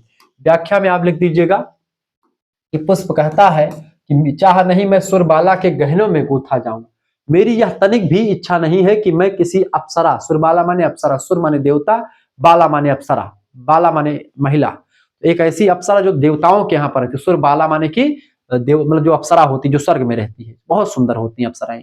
मेनका उर्वशी जैसी अप्सराएं रही, उर्वशी के पीछे तो राजा पुररवा एकदम से पागल हो चुके थे, इतनी खूबसूरत थी। हाँ, राजा पुररवा के पास इतनी सामर्थ्य थी, सौर थी कि उर्वशी से शादी भी की, उर्वशी के साथ रहते भी थे। ठीक है, तो किसी अप्सरा के आभूषणों का अंग बनूं, ये नहीं चाहता पुष्प। क्या नहीं चाहता कि चाह नहीं मैं सुरबाला के गहनों में गूथा जाऊं, यानी कि किसी अप्सरा के आभूषणों का अंग बनूं या किसी प्रेमी, चाह नहीं प्रेमी माला में बिंद प्यारी को ललचाऊं, यानी किसी प्रेमी की माला में पिरोया जाऊं ये भी मेरी चाह नहीं है। तो भैया अच्छा, वह बड़ी से बड़ी राजकीय प्रतिष्ठा, सम्राटों का शव जिस पर पुष्प डाला जाता, तो एक बड़ी बात होनी चाहिए, भैया सम्राट के सिर पर मैं चढ़ करके बैठा हूं, फिर पुष्प वह भी त्याग देता है, कहते कि वो भी मुझे पसंद नहीं है। आध्यात्मिक गर्भ, देवताओं का सिर, कहते कि चाह नहीं मैं देवों के सौ सिर पर हे हरि। भगवान शंकर को क्या चढ़ाते, फूल चढ़ाते, फूल चढ़ाते तो क्या मंत्र बोलते हैं पंडित जी लोग, हिमालयदीनम सुगंधहीनम हिमालयदीन वै प्रभो और मया नीतानि पुष्पाणि पुष्पम पुष्पमाल्यम समर्पयामि। इस तरीके से मंत्र उच्चारण करके एक देवताओं पर पुष्प और पुष्पमाला का अर्पण किया जाता है। तो वो जो अर्पण एक प्रकार से किया जाता है, वो भी पुष्प नहीं चाहता कि हमको ऐसे अर्पण किया जाए। सबसे बड़ा पद है कि देवताओं के भी सर पर हम डाला जाऊं, उसको भी त्याग देता है, उसको भी अस्वीकार कर देता है। फिर कहता क्या है, बनमाली से कहता, ओ बनमाली, कहता हाँ भैया बताओ। कहे इसकी एक ही प्रार्थना करता हूं आपसे, कहा कि हाँ क्या, कि उसे उस रास्ते पर फेंक दिया जाए जहां से देश के बहादुर सैनिक अपनी मातृभूमि के लिए प्राण न्यौछावर करने जा रहे हैं। पुष्प, यह त्याग, पुष्प का यह त्याग प्रतीकात्मक है।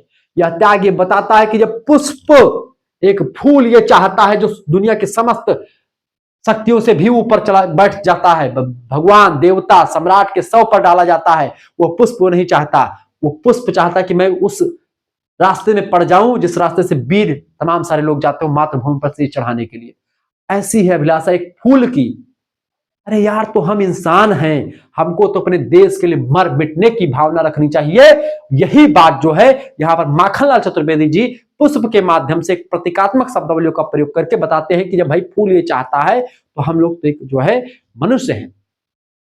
ऐसे ही आप देखते हैं कि एक चिड़िया की कहानी है, एक बहेलिया और एक चिड़िया रहती है, तो उस पे कि मतलब बहेलिया उसको मारने जाता है, एक आग लगी, हाँ तो उस एक जंगल है उसमें आग लगी हुई है, उसमें तमाम सारे पंछी बैठे हुए हैं, बहेलिया जाता है मारने के लिए, तो बहेलिया पूछता है कि सारे जंगल आग लगी इस वृक्ष में, जलते इसके पात, और तुम क्यों जलते पक्षियों जब पंख तुम्हारे पास, तुम क्यों जल रहे हो ये पक्षियों, जंगल में आग लगी है, वृक्ष में आग लगी, इसके पत्ते जल रहे हैं, तुम्हारा घोंसला उसमें रखा हुआ है, और तुम्हारे पास तो पंख है, तुम तो उड़ सकती हो, ये पंछियों, बहेलिया पूछता है तुम क्यों उड़ नहीं रही हो।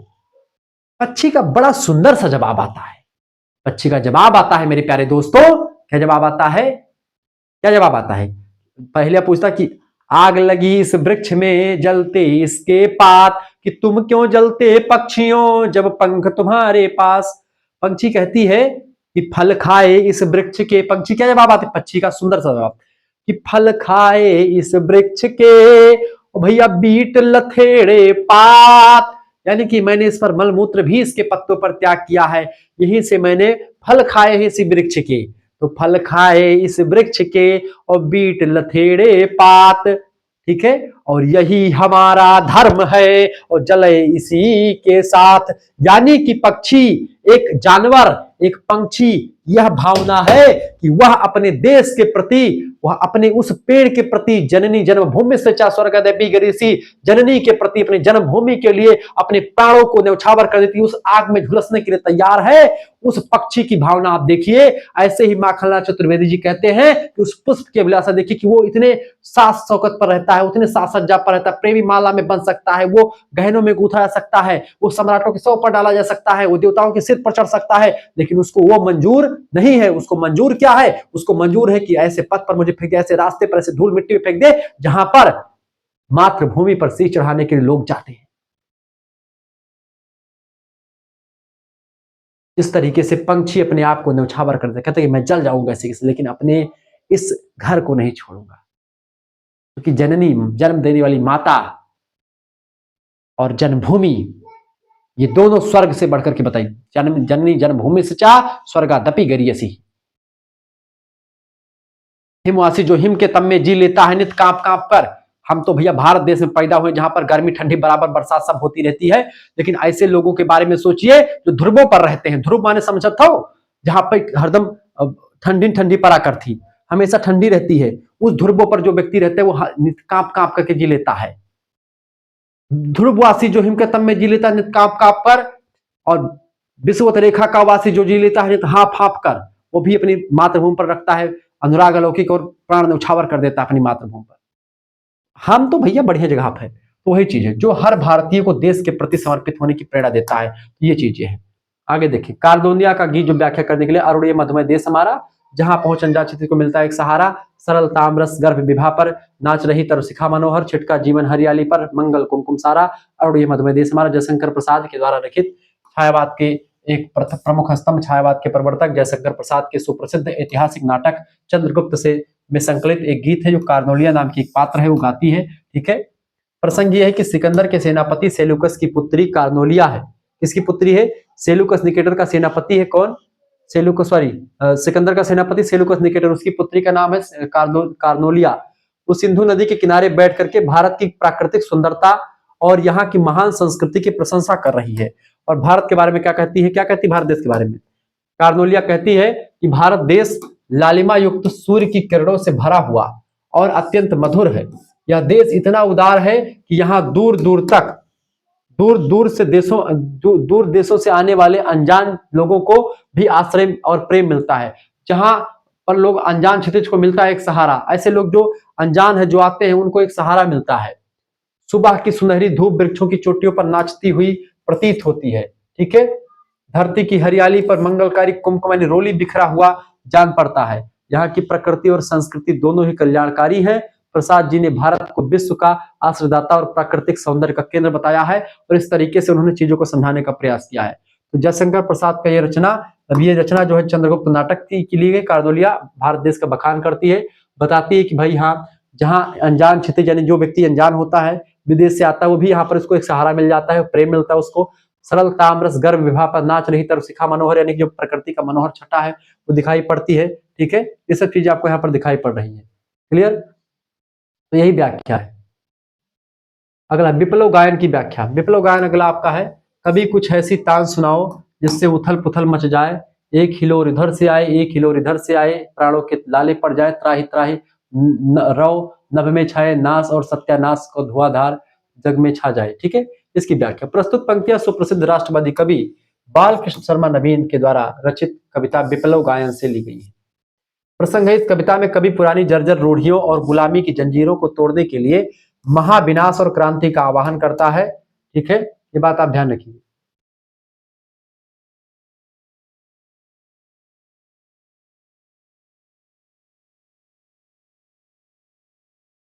प्रसंग है कि इस कविता में पुरानी जंजीरों को तोड़ने की बात है। ठीक है, व्याख्या यह है बेटा कि कवि स्वयं से और देश के अन्य बौद्धिकों से कहता है, जो विद्वान है, कि अब शांति और श्रृंगार के गीत गाने का समय नहीं रहा है।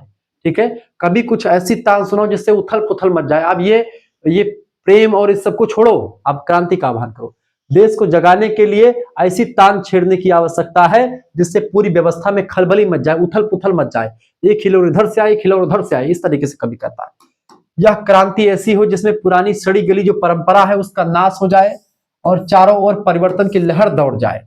भले ही इस क्रांति में विनाश हो, लेकिन यह विनाश एक नए और गौरवशाली राष्ट्र के निर्माण के लिए अनिवार्य है।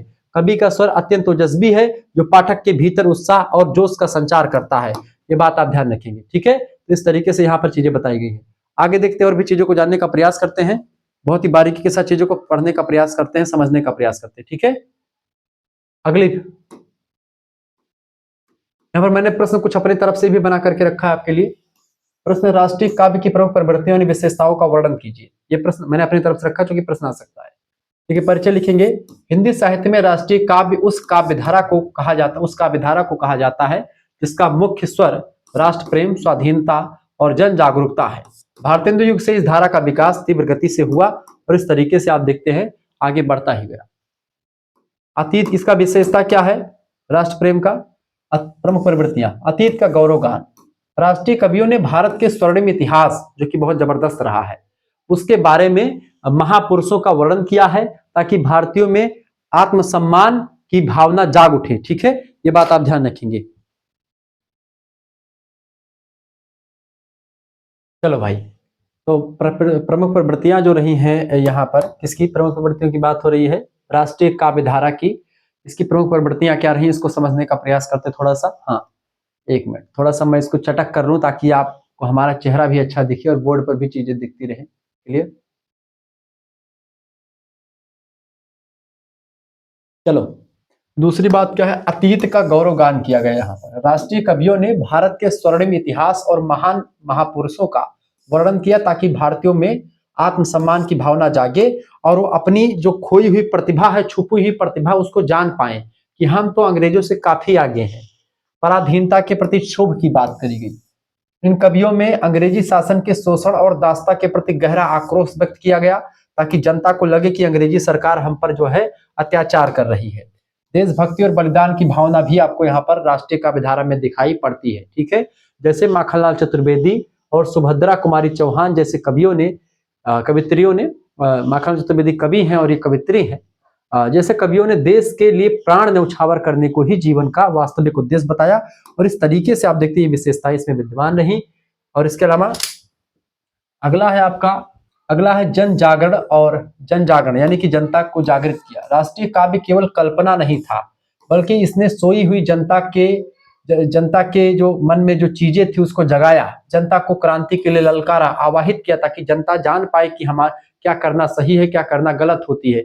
क्योंकि जनता जो है, भीड़ जो होती है, वो क्या करना है क्या नहीं करना उसको नहीं जानती है। एक लीडर का होना बहुत जरूरी है, एक बढ़िया लेखक का होना जरूरी है, जिसके बारे में लोग जान पाए कि क्या अच्छा है क्या बुरा है। इसके अलावा सांस्कृतिक एकता, यह काव्य जाति और धर्म से ऊपर उठकर अखंड भारत की कल्पना करता है। ये चीजें आप ध्यान रखेंगे। तो इस तरीके से यहाँ पर क्लियर हुई चीजें।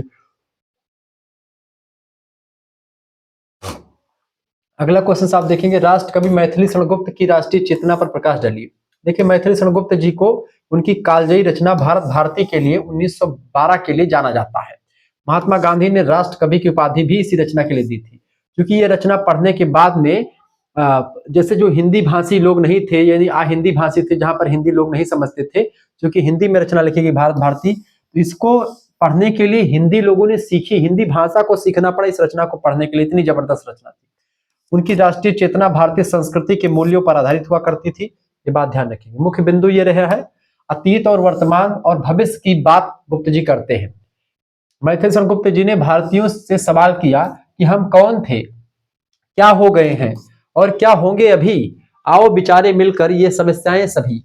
उन्होंने वर्तमान की दुर्दशा को सुधारने के लिए अतीत से प्रेरणा लेने की बात कही कि हम अतीत का वर्णन करेंगे, अतीत का गौरवगान करेंगे, ताकि हम जो है हमारे पूर्वज कैसे थे, हम क्या थे, क्या हैं और क्या होंगे अभी, आओ मिल करके विचारे समस्याएं सभी। यानी हमारी जो गौरवपूर्ण संस्कृति रही, इतिहास रहा है, उसको हमको याद करना है। दूसरी बात, गांधीवादी प्रभाव। गुप्त जी राष्ट्रीयता, सत्य, अहिंसा और खादी के प्रेम से ओतप्रोत थे। महात्मा गांधी के विचारों को उससे प्रभावित हुआ करते थे। उन्होंने समाज के वंचित वर्गों और नारी शक्ति जैसे कि उर्मिला और यशोधरा को भी सम्मान दिलवाया। उर्मिला जो कि लक्ष्मण की पत्नी है, यशोधरा भी एक प्रकार से एक महिला है, जिनके बारे में किसी कवि ने नहीं लिखा। उन पात्रों को देख करके उन्होंने जो यानी कि वंचित पिछड़े हुए लोगों के बारे में लिखा। अब देखो, कैकेयी के बारे में लिखा, कैकेयी का अनुताप नाम की एक कविता आपको पढ़ने को मिलती है। तो मैथिली शरणगुप्त ऐसे व्यक्ति जिन्होंने लिखा कि दोनों ओर प्रेम पलता है, यानी कि भंवरा तो भाई जलता है और दीपक जलता है, दीपक का जलना सार्थक है लेकिन भंवरे का जलना निरर्थक होता है। जैसे आप जो है ठंडी के महीने में, गर्मी के महीने में आप देखते हो, जैसे कोई लाइट बिजली आप जलाते हैं, मोमबत्ती जलाते हैं, तो वहां पर तमाम पाखी वाखी, तमाम कीड़े उड़े आ जाते हैं, तो कीड़ा जल जाता है उसी में लौ में जल करके। दीपक जलता है, उसको तो आप सार्थक के लिए जला कि भाई उजाला करेगा, लेकिन वो पतिंगा भी जलता है, लेकिन पतिंगे का जलना निरर्थक है, इसीलिए उसको लोग नहीं ध्यान देते हैं। लेकिन मैथिली शरणगुप्त ने पतिंगे पर भी फोकस किया और दीपक के जलने पर भी फोकस किया। इसीलिए लक्ष्मण का त्याग तो सबको दिखता है, लेकिन उर्मिला का त्याग किसी को नहीं दिखा, और वो त्याग दिखा मैथिली शरणगुप्त जी को, उर्मिला का त्याग दिख गया। ठीक है, समन्वयवादी दृष्टि है इनके अंदर। वे संकीर्ण राष्ट्रीयता के पक्षधर नहीं थे। उन्होंने हिंदू मुस्लिम एकता और विश्व बंधुत्व की बात करी, केवल हिंदुओं केवल मुसलमानों की बात तक सीमित अपनी बातें नहीं रखी, एक विराट जो है समन्वय की बात करते हैं। स्वदेशी प्रेम, उनकी रचनाओं में भारतीय वस्तुओं और स्वदेशी गौरव के प्रति अटूट प्रेम झलकता है, ये सब चीजें उनमें विद्यमान थी। अगला है पुष्प की अभिलाषा, कविता का सारांश अपने शब्दों में लिखिए। देखिए, माखनलाल चतुर्वेदी जी की कविता पुष्प की अभिलाषा हिंदी राष्ट्रीय काव्य की सबसे लोकप्रिय कविताओं में से एक है। इसमें एक पुष्प के माध्यम से कवि ने अपनी तीव्र देशभक्ति को प्रकट किया है। मैंने इसकी पूरी व्याख्या भी कर दी, आपको समझ में आ गई होगी। कविता का सार इस प्रकार से, इस कविता में पुष्प यानी फूल अपनी इच्छा व्यक्त करते हुए कहता है कि उसे किसी सुंदरी के गहनों में गूंथने की चाह नहीं है, उसे सम्राटों के सिर पर चढ़कर सम्मान पाने की भी कोई लालसा नहीं है, और ना ही वह देवताओं के सिर पर चढ़कर अपने भाग्य पर गर्व करना चाहता है। फिर उसकी इच्छा क्या है? वास्तविक इच्छा उसकी ये है कि पुष्प जो है बनमाली से कहता है कि प्रार्थना करता है कि मुझे तोड़ लेना वो बनमाली, उस पथ पर तुम देना फेंक, मात्र भूमि पर शीश चढ़ाने जिस पथ जाए वीर अनेक। इस तरीके से वो कहता है। संदेश ये है कि इसका अर्थ ये है कि पुष्प उन वीरों के पैरों तले आना चाहता है जो देश की रक्षा के लिए अपना बलिदान देने जा रहे हैं। यह कविता सिखाती है कि राष्ट्र का सम्मान और शहीदों की पूजा सबसे बड़ी भक्ति होती है। ये बात ध्यान रखिए। आगे देखिए अगला पर, सुभद्रा कुमारी चौहान की वीरता प्रधान राष्ट्रीय चेतना की विवेचना कीजिए। देखिए सुभद्रा कुमारी चौहान लिखेंगे। सुभद्रा कुमारी चौहान राष्ट्रीय काव्यधारा की ओजस्वी कवित्री है। उनकी कविताओं में कोमलता के साथ साथ वीरता की अद्भुत संगम मिलता है आपको। ठीक है, कोमलता भी है भाव में उनके, और वीरता के भी पुट आपको दिखाई पड़ते हैं। चेतना की विशेषताएं जो इनकी रही, महात्मा जो है सुभद्रा कुमारी चौहान की जो चेतना रही उसकी क्या विशेषताएं रही हैं, उनके काव्य की विशेषताएं अब देखते हैं। झांसी की रानी का एक जो है झांसी की रानी कविता लिखी आपको। बुंदेले हर बोलो मुख हमने सुनी कहानी थी, खूब लड़ी मर्दानी, वह तो झांसी वाली रानी थी, कविता लिखी है। झांसी की रानी का आदर्श, उनकी कविता खूब लड़ी मर्दानी, वह तो झांसी वाली रानी थी।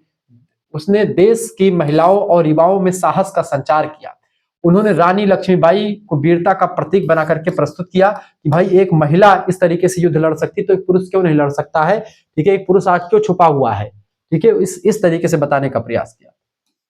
यथार्थवादी देशभक्ति, वे स्वयं स्वतंत्रता सेनानी थी और जेल भी कई बार गई, इसीलिए उनकी रचनाओं में राष्ट्रीयता केवल कल्पना नहीं है बल्कि एक जीवंत अनुभव है। क्योंकि उन्होंने जो लिखा है उन्होंने अनुभव किया तब लिखा, कोई किताबी बातें नहीं बोली है, जो उनको उनके जीवन में बीता उसको बोला है। वीरों का सम्मान भी करती हैं। उनकी कविता वीरों का कैसा हो बसंत नाम की एक कविता आपके पाठ्यक्रम में संकलित है। उसमें उन्होंने प्रकृति से प्रश्न किया है कि सैनिकों के लिए बसंत का क्या अर्थ है। बसंत जिसमें हरियाली रहती, जिसमें प्रेमी प्रेमिकाएं मिलते हैं, जिसमें लोग सावन मतलब की एकदम से हरियाली आती है, सारे मतलब सब चीज आपस में एकदम से सब सुनहरा होता भी आपका आएगा। फरवरी महीने में आपका बसंत ऋतु आएगी, उसमें क्या होगा, जितने पतझड़ में सारी पत्तियां इस समय झड़ जाएंगी, अब वो पत्ती जो है नया नया जो है उसमें कल्ला लगेगा, तो बसंत का ऋतु होता है। उनके अनुसार वीरों का बसंत केवल युद्ध की बेदी पर ही होता है। वीरों का कोई बसंत त्योहार मतलब बसंत नहीं होता कि भाई वो जो हरियाली में जाकर के, उसका बसंत ये है कि वो बेदी पर, युद्ध की बेदी पर जाकर के प्राणों का बलिदान कर दे, ऐसा बसंत उसके लिए होता है। तो वीरों के लिए कैसा बसंत। ठीक है, सरल और ओजस्वी शैली का प्रयोग किया है इन्होंने। उनकी भाषा इतनी सरल है सुभद्रा कुमारी चौहान की कि वह आम जनता तक सीधे पहुंच जाती है। कोई भी व्यक्ति पढ़ेगा तुरंत समझ में आ जाएगा।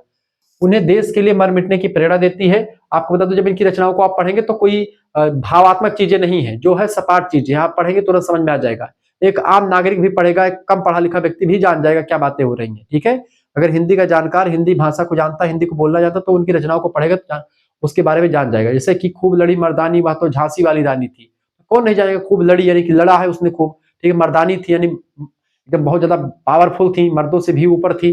ठीक है, तो वो रानी झांसी की रानी, ठीक है, जिन्होंने बहुत सारे युद्ध लड़े, मतलब कि बहुत सारे अंग्रेजों को मारा, धूल चटाई। तो और वो तो इसको तमाम तुरंत आप इनके अर्थ को समझ जाएंगे। खंडसा, दीर्घ उत्तरीय प्रश्न की अगर बात की खंडसा की, हिंदी फिल्मी गीतों में राष्ट्रीय चेतना के उद्भव और विकास पर एक निबंध लिखिए। देखिए हिंदी सिनेमा, प्रश्न आपका दीर्घ उत्तरीय आ चुका है। हिंदी फिल्मी गीतों में राष्ट्रीय चेतनाओं का उद्भव और विकास कैसे हो, उसका निबंध लिखिए। देखिए हिंदी सिनेमा केवल मनोरंजन का साधन नहीं रहा है, बल्कि इसने भारतीय राष्ट्रीयता और लोक चेतना को स्वर देने में महत्वपूर्ण भूमिका निभाई है। फिल्मी गीतों में राष्ट्रीय चेतना का उद्भव स्वाधीनता आंदोलन के दौरान ही हो गया था। अभी एक मूवी धुरंधर आई, वो भी राष्ट्रीय चेतना से उत्प्रोत है। उद्भव और प्रारंभिक चरण, प्रारंभिक दौर में जब भारत ब्रिटिश दास्ता में था, तब फिल्मकारों और गीतकारों ने रूप को यानी कि मेटाफर्स का सहारा लिया, यानी कि सीधे सीधे चीजों को नहीं कहते थे, मेटाफर्स। ठीक है, रूपक। 1943 की फिल्म किस्मत का गीत है, दूर हटो ए दुनिया वालों, दूर हटो ए दुनिया वालों, हिंदुस्तान हमारा है। अब यहाँ पर ये गीत आया था 1943 में, जब आप देखते 1942 का आंदोलन चल गया था, भारत छोड़ो आंदोलन, उसके बाद में कि दूर हटो ए दुनिया वालों, हिंदुस्तान हमारा है। इसका प्रत्यक्ष प्रमाण है कि भाई जो फिल्मकार थे वो भी एक प्रकार से अपने देश को गुलामी की जंजीर से मुक्त करना चाहते थे। इस गीत ने तत्कालीन युवाओं में राष्ट्रभक्ति की ज्वाला प्रज्वलित कर दी थी। कवि प्रदीप जैसे गीतकारों ने अपनी लेखनी से जन जागरण को जनता का जागरण किया, जनता को बताया कि क्या अच्छी चीजें हैं, क्योंकि गाना वाना लोग बहुत सुनते हैं। स्वाधीनता के पक्ष जो है, स्वाधीनता के पश्चात का विकास। 1947 के बाद फिल्मी गीतों का स्वरूप बदला। अब राष्ट्र निर्माण, एकता और गौरव का गान मुख्य विषय बन गया गीतों का। फिल्म जागृति नाम की एक आई थी 1954 में, उसका गीत है आओ बच्चों तुम्हें दिखाएं झांकी हिंदुस्तान की। ठीक है, आपके पाठ्यक्रम में संकलित गीत भी है ये। उसने नई पीढ़ी को गौरवशाली इतिहास से परिचित कराया। वही फिल्म लीडर एक थी, उसका गीत है अपनी आजादी को हम हरगिज मिटा नहीं सकते, मतलब मिटा सकते नहीं। अपनी आजादी को हम हरगिज मिटा सकते नहीं, स्वाधीनता को अक्षुण्ण रखने का संकल्प प्रस्तुत करता है। तो चाहे वो लीडर फिल्म का ये गीत हो, चाहे वो आपका जो है जागृति 1954 में जो आई मूवी है उसका गीत हो आओ बच्चों तुम्हें दिखाएं झांकी हिंदुस्तान की, तो ये सब चीजें जो है फिल्म भी एक प्रकार से राष्ट्रीय जागरण के लिए जानी जाती है। फिल्में में तमाम सारे गीत हैं। फिर उसके बाद में अगला आता युद्ध के बाद का, फिर आता युद्ध और बलिदान का काल। 1960 के दशक में भारत और चीन का युद्ध हो रहा था, भारत पाकिस्तान का भी युद्ध हो रहा था। उसके समय फिल्मी गीतों ने अद्वितीय भूमिका निभाई। लता मंगेशकर जो कि स्वर कोकिला कही जाती है और उनके समान गायिका आज तक पूरे मतलब भारत में नहीं हुई है।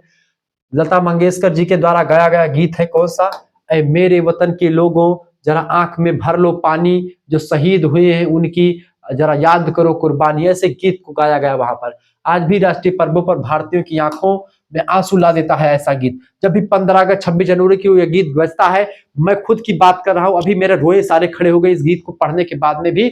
और ऐसे 15 अगस्त को मैं छोटा भी था तब भी ज्यादा, तब भी आंखों में आंसू आ जाते थे इस गीत को सुनने के बाद में। इतना जबरदस्त स्वर में गाया गया है और ये जो गीत है बहुत ही जबरदस्त है। इसी काल में उपकार जैसी फिल्मों के माध्यम से जय जवान जय किसान का नारा बुलंद हुआ था। ठीक है, तो इस तरीके से आप देखते हैं तमाम सारी चीजें आपको यहाँ पर मिलेगी। यानी फिल्म केवल मनोरंजन का साधन नहीं थी, अपने यहाँ पर हमेशा से वो राष्ट्रीय एकता या राष्ट्रीयता को बढ़ावा देने के लिए हमेशा काम करती रही। देशभक्ति गीत आते रहे। आधुनिक स्वरूप, वर्तमान समय में भी रंग दे बसंती चोला, लगान और राजी जैसी फिल्मों के गीत राष्ट्रीय चेतना को नए संदर्भों में प्रस्तुत कर रहे हैं। आज के गीत केवल बाहरी शत्रुओं की बात नहीं करते बल्कि देश की आंतरिक बुराइयों के विरुद्ध लड़ने और एक बेहतर राष्ट्र बनाने की बात भी करते हैं। तो कहीं ना कहीं पे जो देश है उसमें तमाम सारी बातें जो कही गई हैं, उसमें जो गीत है बेसिकली बॉलीवुड के गीत है, हिंदी फिल्मों के गीत है, उन्होंने काफी भूमिका निभाई है। निष्कर्षतः हम कह सकते हैं कि फिल्मी गीतों ने राष्ट्रीयता को आम जनता के हृदय तक पहुंचाने का सबसे सुलभ माध्यम प्रदान किया, चूंकि फिल्म वगैरह सभी देखते हैं, उसके गाने सभी सुनते हैं। दूसरा प्रश्न, भारतेंदु जी के काव्य में राष्ट्रीय प्रेम का स्वर मुखरित हुआ है और इस कथन को स्पष्ट कीजिए। बढ़िया प्रश्न है, आपके दीर्घ उत्तरीय लघु उत्तरीय में कहीं पर भी आ सकता है, वैसे पेपर में ही क्वेश्चन आपका आया हुआ है। देखिए, आधुनिक हिंदी साहित्य के जनक भारतेंदु हरिश्चंद्र कहे जाते हैं। उनके काव्य का मूल स्वर राष्ट्रीयता और पुनर्जागरण ही है। उन्होंने एक ऐसे समय में साहित्य सृजन किया जब भारतीय समाज घोर निराशा और दासता के अंधकार में डूबा हुआ था। उस समय भारत को ये नहीं पता था कि भाई आजादी क्या है, वो सब कुछ नहीं पता था। भारत जो है कहीं कहीं जानता भी नहीं था कि अंग्रेज लोग हम पर जो है अच्छा है हमारे लिए अंग्रेज, ये बुरे हैं, ये भी नहीं पता था हमको। ठीक है, तब उन्होंने इस तरीके की बातें कहना शुरू किया था।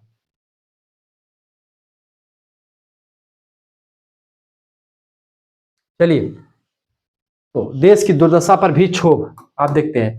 भारतेंदु जी ने अपनी आंखों से अंग्रेजों के द्वारा भारत का आर्थिक और मानसिक शोषण होते हुए देखा था।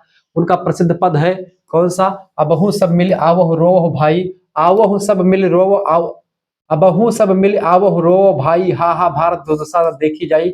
उनकी गहरी राष्ट्रीय पीड़ा को दर्शाता है। वो केवल सोने रोने की बात नहीं करते बल्कि परदेशी धन के बाहर जाने यानी कि ड्रेन ऑफ वेल्थ की बात भी करते हैं, उस पर प्रहार करते हैं। जो भारतीय मतलब भारत से धन जो है बाहर विदेशों को जाता था उसकी बात भी करते हैं वो। ठीक है, उन्होंने अतीत का गौरव और वर्तमान का यथार्थ वर्णन किया। भारतेंदु के काव्य में एक और भारत के गौरवशाली अतीत यानी प्राचीन ऋषियों राजाओं का प्रताप का गान है, तो दूसरी ओर वर्तमान की आक्रमणता पर करारा व्यंग है। वे देशवासियों को आलस से त्याग कर एकता के सूत्र में बांधने का आह्वान करते हैं। उनके काव्य में स्वदेशी वस्तुओं के प्रयोग और अपनी भाषा निज भाषा के प्रति गहरा प्रेम है। निज भाषा उन्नति है, सब उन्नति को मूल, बिन निज भाषा ज्ञान के मिटत न हुई को उसूल ऐसे बताते हैं। सांस्कृतिक चेतना वे जानते थे, वे जानते थे कि राजनीतिक स्वाधीनता से पहले सांस्कृतिक स्वाधीनता आवश्यक है। इसलिए उन्होंने अपनी कविताओं में के माध्यम से हिंदी भाषा और भारतीय संस्कृति के गौरव को पुनर्स्थापित किया और उन्होंने लिखा कि निज भाषा उन्नति है, सब उन्नति को मूल। अंततः भारतेंदु जी ने राष्ट्रीयता को केवल नारों तक ही सीमित नहीं रखा बल्कि उन्हें साहित्य के माध्यम से एक जन आंदोलन बनाने की नींव रखी। उनके काव्य में निहित राष्ट्रीय प्रेम ही बाद में राष्ट्रीय कवियों खास करके मैथिली गुप्त, दिनकर आदि के लिए प्रेरणा का स्रोत बन गया। आगे हम चर्चा करेंगे और तमाम प्रश्नों के बारे में, सभी के प्रश्नों के बारे में चर्चा कर लेंगे हम आगे। और भी एक वीडियो आएगी, उसमें मैं चर्चा करूंगा और भी तमाम प्रकार के प्रश्नों के बारे में। ठीक है, मिलते हैं फिर नेक्स्ट वीडियो, तब तक के लिए जय हिंद जय भारत। आपको अगर जुड़ना है, पीडीएफ प्राप्त करनी 9984 039 139, इस नंबर पर आप व्हाट्सएप पर एसएमएस कर दीजिएगा। अपना नाम, अपनी यूनिवर्सिटी का नाम, अपने सब्जेक्ट के नेम लिख करके भेज दीजिएगा। 5th और 6th सेमेस्टर के कोर्स की व्यवस्था कर दी गई है आपके लिए। ठीक है, अपने सब्जेक्ट के नेम और किस सेमेस्टर में है आप। ठीक है, 5th और 6th सेमेस्टर का जो कोर्स लेगा जो बच्चा एक साथ, इस समय ऑफर चल रहा है नॉर्स का 150 रुपए में आपको मिल जाएगा, मात्र 150 रुपए में 5th और 6th का पूरा आपका पूरा बीए कंप्लीट हो जाएगा इसमें। लेकिन जो बच्चे एक प्रकार से केवल 5th का कोर्स लेंगे उनके लिए फीस 100 रुपए है। केवल 6th का फीस अभी आप जमा कर सकते हैं, मतलब 6th का कोर्स भी आपका ग्रुप बन चुका है, जल्दी क्लास शुरू होगी तो उसका भी 100 रुपए फीस है। ठीक है, जिनको भी लेना जो लिख सकते हैं, और दोनों का लेंगे तो 150 रुपए फीस है। कैसे फीस जमा करनी है, स्कैनर भेजेंगे, उसी स्कैनर पर आपको मात्र 100 रुपए फीस जमा कर देनी होगी एक सेमेस्टर के लिए। दोनों सेमेस्टर के लिए 150 रुपए फीस जमा कर देनी है, उसका स्क्रीनशॉट भेज देंगे, आपको जोड़ दिया जाएगा। सभी विश्वविद्यालय के बच्चे हमसे पढ़ सकते हैं। ठीक है, चलिए फिर मिलते हैं हम नेक्स्ट वीडियो में, तब तक के लिए जय हिंद जय भारत। आप सभी का बहुत बहुत धन्यवाद हमारे साथ जुड़ने के लिए। इसी प्रकार से अपना प्यार दुलार बनाए रखें, वीडियो को लाइक कर दीजिए, चैनल पर नए तो सब्सक्राइब कर दीजिए। बहुत बहुत धन्यवाद, आपसे बहुत बहुत धन्यवाद।